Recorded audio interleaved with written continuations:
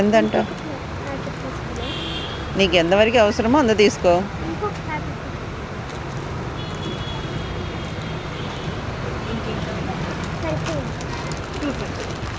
ఎంతంట?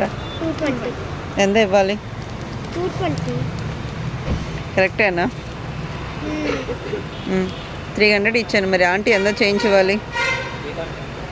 220 అంటే 300 మైనస్ 220 ఎంత? 100లో 20 పోతే ఎంత ఇవ్వాలి? బ్యాలెన్స్ ఎంత ఇవ్వాలి ఆంటీ? 70. బతికిపోయావి. ఆంటీకి ఇక ఇంకో బిల్డింగ్ కొనుక్కుంటుంది, పక్కన బిల్డింగ్. నీలాంటి పిల్లలు వస్తే ఏమో లెక్కలు, మన లెక్కలు అలా ధైర్యం తగలాడింది. అరే 10లో -2 పోతే ఎందరా? 10 - 2 ఎంత?